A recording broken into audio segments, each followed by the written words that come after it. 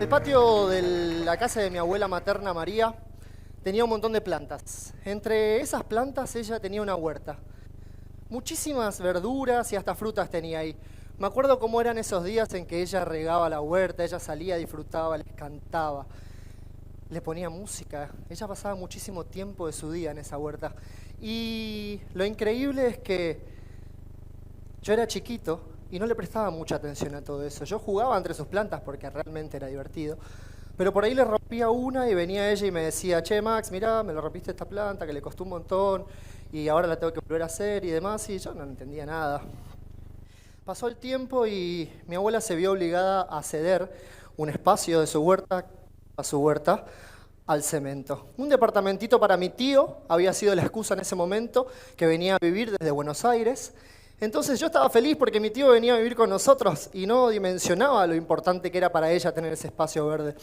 Entonces, el día que vino la máquina que arrasaba todo, se llevó la huerta entera de la abuela y hasta el árbol de naranja que tantos empleos me había dado había desaparecido en un segundo. Pasaron los años, crecí, me fui mudando muchas veces, sin entender nada. Mi mamá ya no conectaba tanto como ella con la huerta y demás, así que yo fui perdiendo un poco todo eso. Llegó el momento de graduarme, empezar a dedicarme a ver qué voy a hacer de mi vida. Y en ese momento dije, bueno, me tengo que ir a Buenos Aires, porque ahí es donde está, ¿no?, el abanico más grande de carreras y demás que te puedes dedicar. Vine a Buenos Aires y sentía obvio que me mudé a un departamento, monoambiente, en el centro de Buenos Aires, y tenía, todo lo que veía era cemento, o asfalto, o autos, o ruido.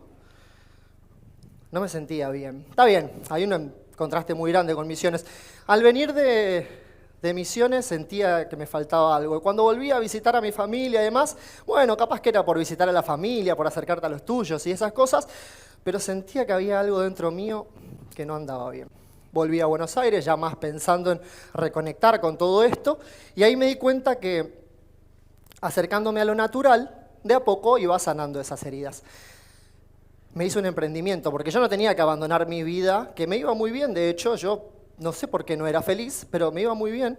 Entonces, sin alejarme de esa vida, empecé a dedicarme a un poco a la naturaleza. Me hice un emprendimiento de plantas. Yo pensé que para hacer un emprendimiento de plantas o para acercarse a esto, tenías que ser hippie. ¿Y qué era ser hippie? Y tenías que dejarte el pelo largo, usar ropa vieja, no sé, andar descalzo, fumar algunas cosas, no sé. Entonces dije, bueno, tengo que ser hippie. Yo no quiero ser hippie, o sí quiero ser hippie.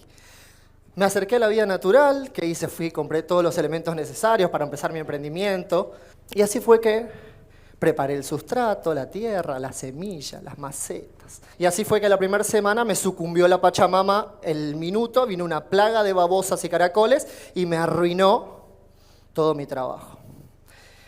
Terco, empecé de nuevo, digo, bueno, la vida.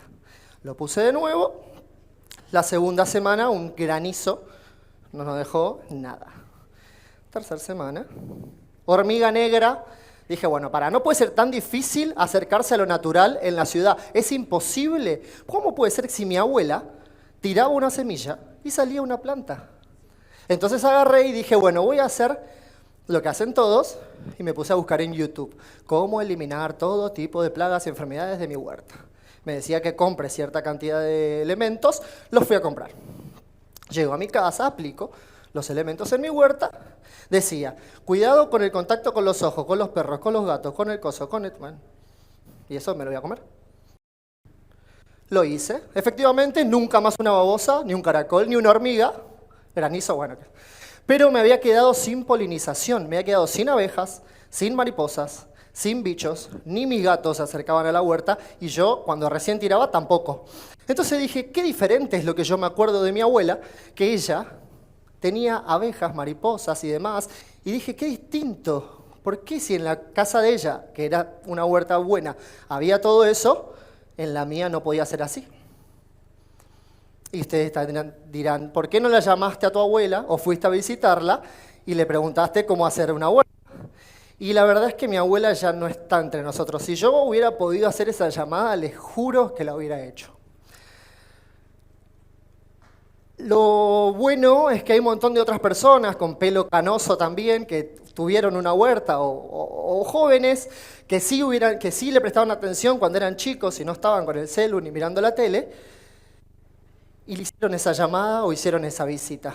Así que dejé YouTube y me fui a buscar esas personas. Me empecé a involucrar en huertas comunitarias, que le dicen, que son lugares donde un montón de gente, o hippie, se juntan para hacer huerta. Caí en una clase de compost, en el que explicaban cómo el compost es excelente porque es una tierra fértil que vos sacás de los residuos que tenés de tu casa y las plantas nunca van a necesitar ningún químico. Y yo acordándome, mi abuela en la ventana tiraba los restos de fruta, de verdura y la hierba, y en ese pozo estaba la tierra más fértil de su casa. Qué pionera en esto. Así es que salí a buscar respuestas. Digo, bueno, me tengo que encontrar con las personas que me expliquen a mí por qué, sí, así soy, que expliquen a mí por qué si tener una huerta, tener un espacio verde, nos va a dar la solución de la mala alimentación, porque vas a comer de acá, a los desperdicios orgánicos, porque lo vas a usar de compost, a los tachitos que tengas, porque todo vas a usar de maceta, tenés alimento para los polinizadores, quizás la cura contra el hambre, porque en las ciudades, en vez de proponerse tener cosas verdes, se propone tener cemento, cemento, cemento y cemento. Las respuestas no me encantaron. Fueron desde el progreso, lo que hay que hacer, el negocios, de no sé qué cosa. Y ahí fue que dije, bueno, yo tengo que hacer algo. Y acá estoy, después de todas esas respuestas, me hice influencer, hoy me conocen como el pibe huertero, y lo que hago es tener un ambientalismo divertido en el que junto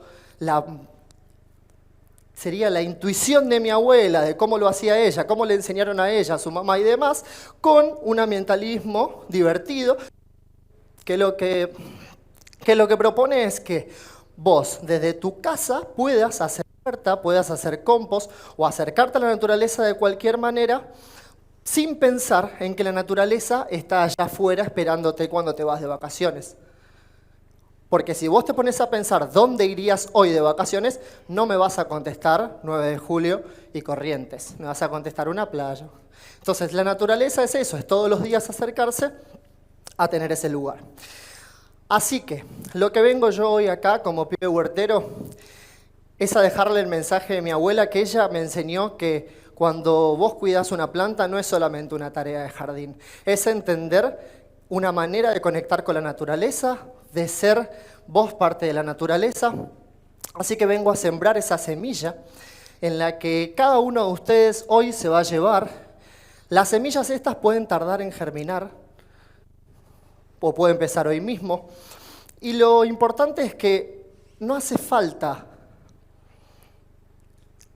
tener una planta, no hace falta tener compost o ser perfecto. Lo único que tenés que hacer es quizás sembrar una semilla y tener la voluntad de que eso suceda. Dedicarle el tiempo a esa huerta o a ese compost o a ese reciclaje para que esto suceda. Lo importante del día, al final de todo, no es ser perfecto, sino acercarse a la naturaleza, ser un poco menos grises y más verde. Muchas gracias.